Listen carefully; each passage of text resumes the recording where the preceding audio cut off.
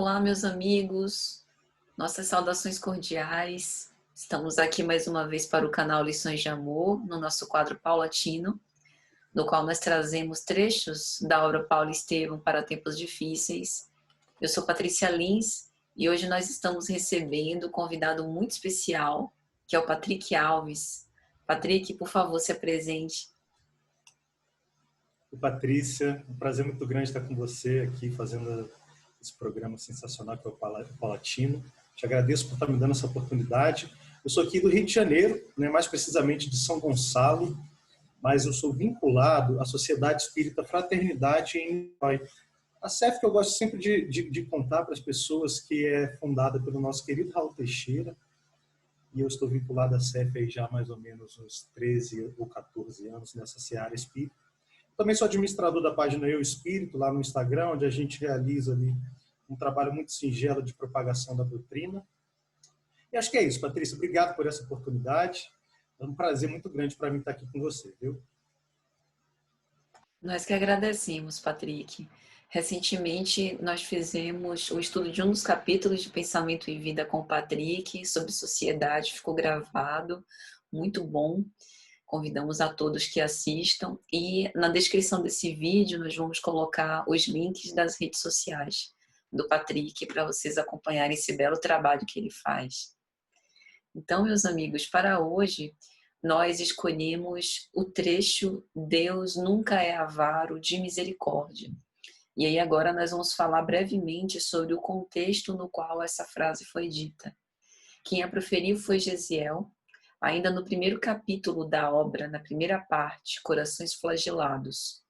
O cenário é mais ou menos o seguinte: o seu pai, Jochedebe, um tanto quanto refratário, havia apanhado no meio da rua por conta de alguns tribunos de César, porque eles entenderam que o fato de Jochedebe, e portanto da sua tradição hebraica, sendo um judeu, se referir a eles, fazer uma mera saudação, era algo que desrespeitava, e eles se sentiram no direito de espancá-lo.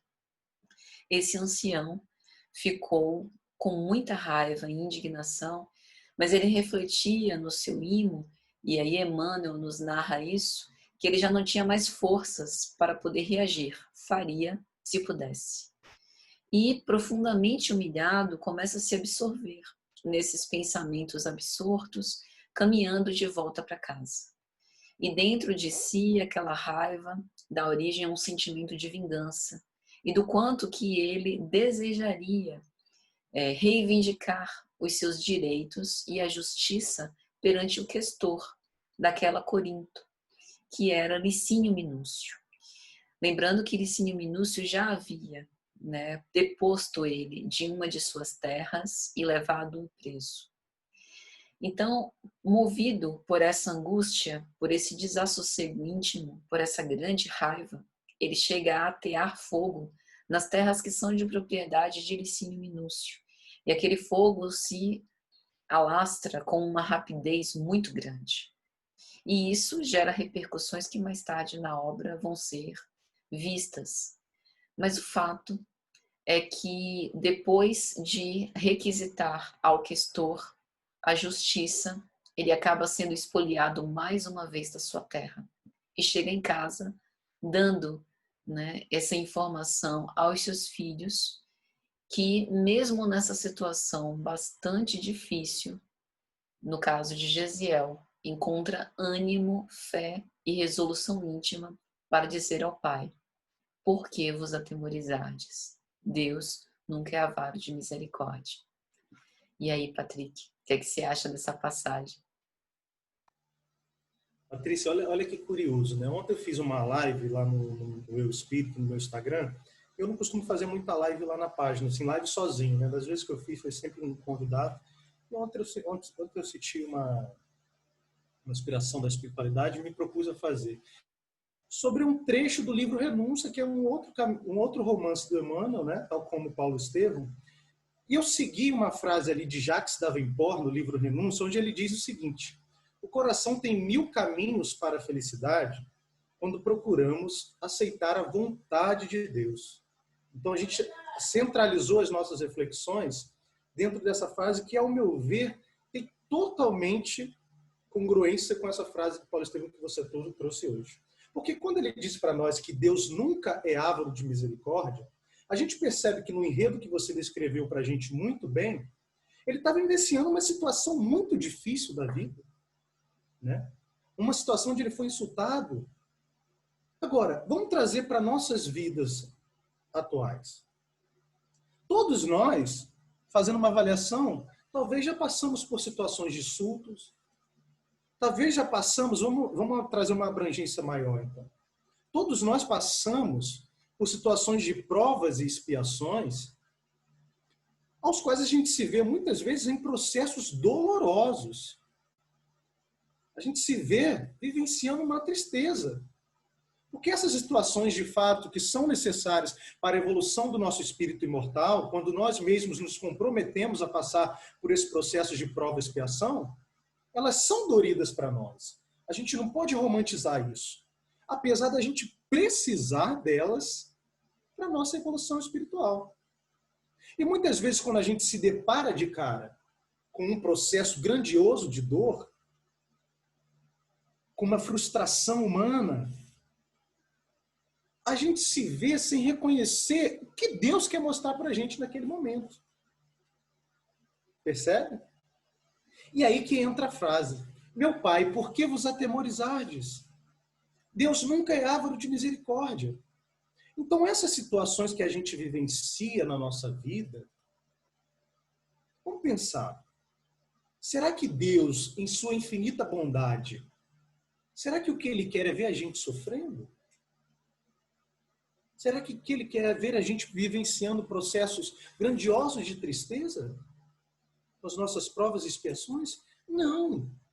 Então, quando a gente se depara com uma provação grandiosa, e Deus fecha uma porta com 7 chaves para a gente, se a gente tem a capacidade de perceber, Patrícia, a misericórdia de Deus em nossas vidas, a gente vai se deparar com essa prova fechada, com essa porta fechada, com essa situação profunda de tristeza, mas se a gente reconhecer que Deus nos ama infinitamente, sabe mais do que ninguém o que é melhor para nós, a gente vai olhar para o lado e vai reconhecer mais 5 portas abertas. Então, acho que o que ele quer dizer com esta frase é para que reconheçamos a misericórdia de Deus, mesmo diante dos momentos mais difíceis da nossa existência. Onde muitas vezes fica difícil a gente enxergar uma saída. Ou aonde está a providência divina diante de todas aquelas situações, percebe? Então, eu queria trazer essa reflexão para os amigos que estão assistindo. Para que quando a gente se depare com essas situações de insulto, com essas situações difíceis de lidar, que ficamos constrangidos, a gente tenha calma, né? Em meio a toda a dificuldade dessa situação, a gente espere pela misericórdia de Deus, que vai chegar até nós e vai nos conduzir a situações para que consigamos passar por essa provação, por essa expiação, por esse momento difícil que estamos nos deparando, por essas dificuldades humanas. Percebe, Patrícia? E é curioso porque tem uma frase do Emmanuel lá no livro Lucros da Esperança, um mini trecho, assim, uma estrofe, onde o Emmanuel começa a contar para a gente o seguinte: não recebeste as vantagens que pediste. Não retens a afeição que sonhaste. Perdeste provisoriamente as tuas possibilidades de promoção. A pessoa cuja companhia mais desejavas desapareceu dos teus olhos. Então, o Emmanuel está trazendo aqui coisas corriqueiras que acontecem com todos nós, a qual a gente se vê profundamente afetado. Coisas que muitas vezes é difícil a gente reconhecer a providência divina. E entender que a misericórdia de Deus vai chegar até nós nessas situações. Quando a gente se despede de uma pessoa amada, quando a gente perde uma promoção profissional, quando a gente é mandado embora de um emprego, quando a gente termina um relacionamento, a misericórdia de Deus vai chegar até nós nesse momento. E é o que o Emmanuel diz: não te revoltes, espera e serve. É fundamental que quando a gente se depare com esses processos difíceis da vida, a gente aprenda a esperar. Confiança em Deus, fé em Deus precisa de paciência, porque as coisas não são ao nosso tempo. A misericórdia divina vai chegar até nós, mas para isso a gente precisa esperar. Esperar fazendo o quê? Servindo. É o que o Emmanuel diz, espera e serve. E a espiritualidade acaba sendo muito incisa quando a gente está passando por esses processos difíceis da vida, Patrícia, em dizer para nós, olha, você está passando por uma dor, claro que aqui eu estou falando com minhas palavras, né, gente? Você está passando por um processo grandioso de dor? Confia em Deus, espera e trabalha. Ajuda, sai de ti e ajuda os que te circundam à existência, que receberás novas vantagens aos olhos do Espírito imortal.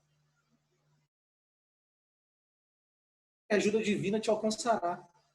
Percebe? E no final da frase o Emmanuel diz, o tempo te falará como tudo isso te fez feliz. Então, às vezes a gente não reconhece, né? Nessas situações, não entende. Passa 1 ano, 2 anos, 3 anos e a gente percebe que, caramba, isso realmente foi providencial para que eu chegasse onde eu estou hoje. Percebe, Patrícia? Muito bom. E eu acho que você foi muito feliz, Patrick, quando você coloca essa humanidade de Jochebed como a nossa, né? Ou seja, sem recriminá-lo, sem julgá-lo, porque o que ele fez num ato de sandice é também o que a gente faz num ato de impulsividade. E o interessante é posicionar a misericórdia também nesses casos, né?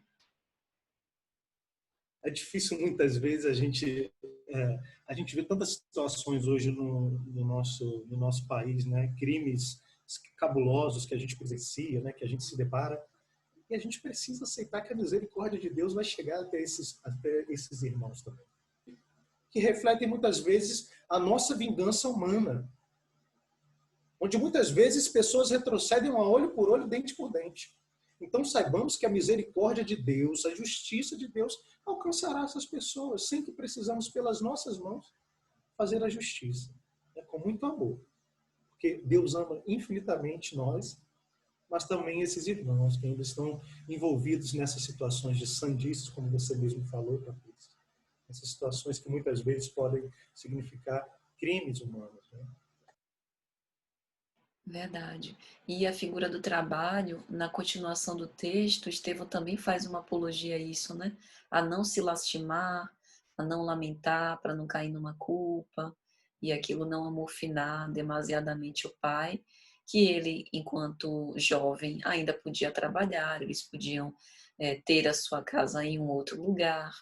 E é interessante que ele lembra da figura de Moisés levando o povo eleito também sendo expulso da sua terra em busca da terra prometida, né? E veja, você tocou num ponto muito importante, porque vamos ler aqui junto o texto. Tendes os meus braços e o cuidado afetuoso de Abigail. Aqui ele já mostra um cuidado imediato que a gente se depara muitas vezes vivenciando essas situações. Amigos que chegam até nós. Por que lastimar se amanhã mesmo, com socorro divino, poderemos sair desta casa para buscar outra em qualquer parte, a fim de que nos consagramos ao trabalho honesto? Como você muito bem falou, Patrícia, com o socorro divino, eles teriam a possibilidade de buscar. Se eles não se propusessem buscar, mesmo passando por esses processos, talvez eles não conseguissem ter acesso ao socorro divino. Então, para que a gente consiga entender muitas vezes a misericórdia divina sobre as nossas vidas, é preciso que a gente busque essa misericórdia. E não espere, deitado, sentado no lar em nosso sofrimento, isso chegar até nós como num passe de mágica, pela materialização de um espírito benfeitor que vai chegar e trazer todas as soluções dos nossos problemas. Buscar outra em qualquer parte, a fim de nos consagrarmos ao trabalho honesto. Então, buscar a misericórdia divina para que Deus nos conceda a possibilidade de continuar trabalhando. Isso mesmo. Patrick, eu queria que você comentasse um pouco sobre o que a gente conversava antes, que essa ideia de que assim como Deus não é avaro de misericórdia, às vezes nós, seres humanos, nos colocamos numa posição de bastante mediocridade nesse sentido, né? Sem perdoar os pequenos dissabores do dia a dia, geramos contendas e muitas vezes não repetimos, né, esse gesto benigno do Pai. Veja, Patrícia, eu vou trazer 2 pontos de reflexão. O primeiro é uma das maiores autossabotagens que existem em nós, enquanto espíritas. A autossabotagem de não achar que merecemos ser felizes, de não achar que merecemos ser socorridos pela espiritualidade, por Deus, nos nossos momentos de dor. Essas situações de provas e expiações, a gente pensa, mas eu não mereço receber uma ajuda, percebe? Eu preciso sofrer. A gente romantiza o sofrimento de uma forma ao qual a gente não abre o nosso sentimento para que Deus nos ajude. Então nós precisamos da ajuda de Deus, porque sozinhos não nos conseguimos dar conta de todas essas situações. Percebe, Patrícia? E nós precisamos acreditar que merecemos ser felizes. Porque senão a gente fica nesse ciclo de estudo das nossas provas e expiações, de que Deus não vai fazer concessões nas nossas vidas, não vai nos dar dádivas. E a gente muitas vezes fica com medo e vergonha de pedir a Deus em prece. Aquilo que a gente está sentindo, sabe? Aquilo que eu acho que eu preciso, a gente se sente, não, eu não vou pedir porque eu acho que eu não mereço isso. Estou encarnado aqui, então eu estou precisando muito, né? Eu preciso de alguma coisa material, eu não vou pedir a Deus para me ajudar porque eu não mereço. Percebe? A gente tem que mudar essa situação. A gente tem que mudar esse âmbito para que consigamos também, agora passando para o outro lado da reflexão, Patrícia, levar essa misericórdia aos nossos irmãos. Porque nós, enquanto espíritas, temos responsabilidades nesse processo que estamos vivenciando hoje no nosso país, né? Um processo onde existe uma propagação do ódio, essa propagação da vingança, onde tudo tem que ser resolvido agora pelas nossas mãos humanas, pelo nosso olhar humano. Se nós, enquanto espíritas, não fazemos essa reflexão de que precisamos, sim, ser rígidos no apoio às leis humanas para que os devidos crimes sejam devidamente responsabilizados diante as leis do homem, mas sabendo que há por trás disso, diante de tudo que a gente estuda, uma lei divina. Então nós precisamos, acima de tudo, ao se deparar com essas situações, ser instrumento de misericórdia. Não amenizando a responsabilidade de um crime, de um ato desastroso, de maneira nenhuma. Mas entendendo que há uma justiça divina por trás disso e que há uma lei humana para julgamento. Não cabe a nós, com as nossas próprias mãos, fazer justiça, por favor. Isso é algo básico, né, meus amigos? Isso é algo tão básico dos ensinamentos de Jesus, do que Jesus passou para a gente há mais de 2000 anos atrás.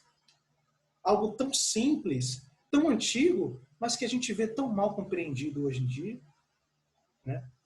Então, para que a misericórdia de Deus chegue até nós precisamos ser instrumento de misericórdia para com os nossos irmãos. Começar dentro do nosso lar, nas nossas instituições espíritas, nos nossos ciclos sociais de amizades, se estendendo aí os grandes acontecimentos das pátrias e da nossa nacionalidade aqui no nosso país. Ótimo. E essa percepção, Patrick, que você tem sobre o nosso dever social, né, enquanto cidadãos, o nosso dever moral, nos preocupando e nos responsabilizando também, né, por agir com lucidez e sensatez perante as cenas de desregramento que nós vemos, né, nos colocando mesmo como esses agentes iluminadores. Não que a gente seja boa coisa, mas pelo menos que o nosso discernimento sirva para aclarar as consciências perturbadas, né? Porque no texto a gente vê que o Jochedeb faz o tempo inteiro uma deturpação da mensagem. por ser judeu, ele conhecia a lei. Aí ele fala, bom, a lei diz olho por olho, dente por dente, então isso, né, me dá o direito de fazer justiça pelas próprias mãos. E às vezes a gente também faz um pouco desse espiritismo a nossa moda, tirando os trechos que, digamos assim, nos dão subsídio e advogam para o que a gente quer fazer, né? Isso é tão contemporâneo, né, Patrícia? Eu estou rindo aqui porque isso é tão contemporâneo, tantas pessoas caminhando em nome de Cristo, né? Em nome de seus ensinamentos e cometendo estrondosos. Né? Claro que nós também aqui estamos nesta função da fala neste momento. Temos nossos atos de delitos ainda íntimos na nossa vida humana, mas o que a gente está falando aqui são coisas básicas. Né? Misericórdia. Distanciar dessa questão da nossa vingança, dessa vingança humana que paira hoje no nosso país. Tantas pessoas deturpando a mensagem do Cristo em nome da justiça, em nome da política.